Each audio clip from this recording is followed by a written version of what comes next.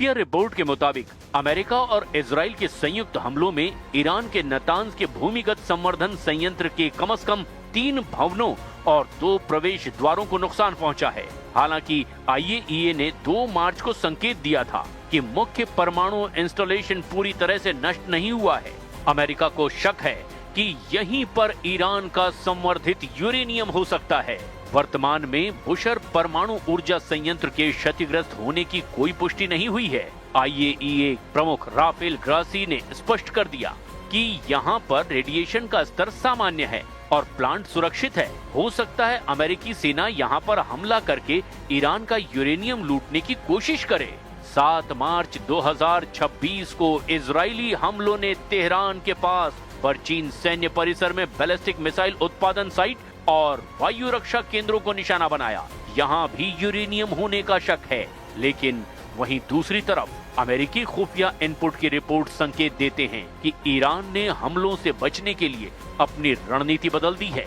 हमलों से ठीक पहले ईरान ने अपने संवर्धित यूरेनियम के भंडार का एक बड़ा हिस्सा ज्ञात ठिकानों से हटाकर गुप्त और ज्यादा गहरे सुरक्षित भूमिगत ठिकानों में छुपा दिया है। पिछले कुछ हफ्तों में ईरान ने अपने परमाणु अड्डे के महत्वपूर्ण बुनियादी ढांचे को और ज्यादा मजबूत किया है ताकि वे हवाई हमलों को झेल सके और शायद अभी तक ईरान का संवर्धित यूरेनियम बचा हुआ है। बुशहर मुख्य रूप से एक बिजली उत्पादन संयंत्र है। खुफिया इनपुट बताते हैं कि ईरान ने अपने संवेदनशील संवर्धित यूरेनियम को यहाँ रखने की बजाय जाग्रोस पहाड़ों के नीचे बनी नई सुरंगों में छिपाया हो सकता है। जाग्रोस की पर्वतमाला 1600 किलोमीटर लंबी है और अगर यहाँ पर ईरान ने अपने परमाणु सामग्री छिपा दी है तो फिर उसे खोजना बेहद मुश्किल हो जाएगा। ईरान ने पिछले 1 दशक में मिसाइल सिटीज और गहरे भूमिगत बंकरों का एक जाल बिछाया है। खुफिया इनपुट के मुताबिक अधिकांश संवर्धित यूरेनियम और मिसाइल भंडार जाग्रोस पहाड़ों के नीचे बनी सुरंगों में सुरक्षित है, जहां केवल हवाई हमलों से पहुंचना लगभग असंभव है। ईरान अब GPS के बजाय चीन के बेइडू 3 नेविगेशन सिस्टम का इस्तेमाल कर रहा है, जिसे जैम करना पश्चिमी देशों के लिए कठिन है।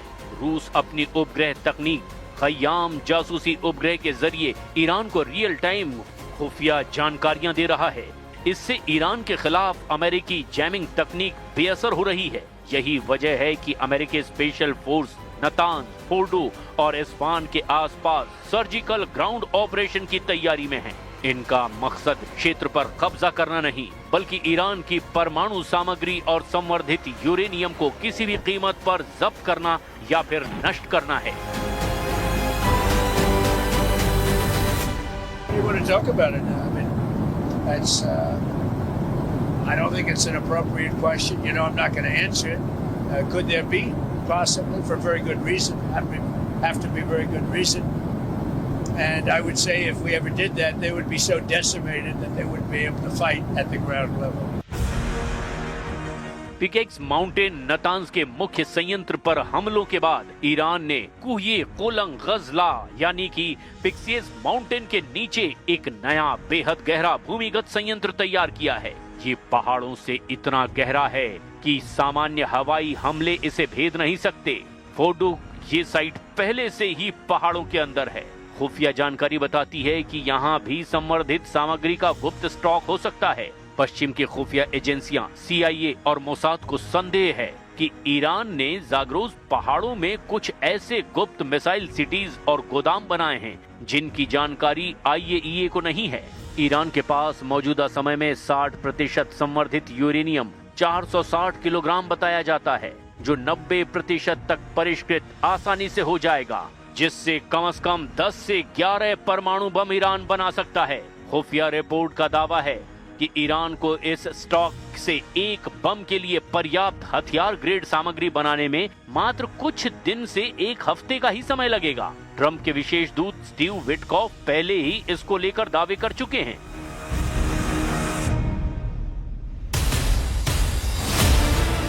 ताजा खुफिया जानकारी और ऑपरेशन एपिक फ्यूरी के संकेतों के मुताबिक अमेरिका और इजराइल ने अपनी रणनीति में महत्वपूर्ण बदलाव किया है। वर्तमान में सैन्य कार्रवाई का मुख्य ध्यान हवाई प्रभुत्व पर है।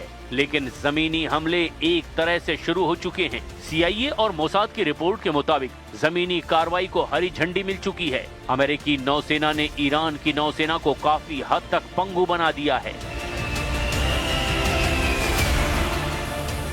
जमीनी हमले का पहला चरण होर्मुज जलडमरू मध्य और बंदर अब्बास बंदरगाह पर नियंत्रण करना हो सकता है, ताकि ईरान की तेल आपूर्ति और सैन्य आवाजाही पूरी तरह से रोकी जा सके। यही वजह है कि ईरान के 7 तेल ठिकाने, जिनमें रिफाइनरी, तेल डिपो और पाइपलाइन भी शामिल है, उन्हें अमेरिका और इजराइल ने मिलकर के पूरी तरह से तबाह और बर्बाद कर दिया है। अब देखना यह है कि ईरान के परमाणु अड्डों से अमेरिकी स्पेशल फोर्स कैसे यूरेनियम को और परमाणु सामग्री को हासिल करती है।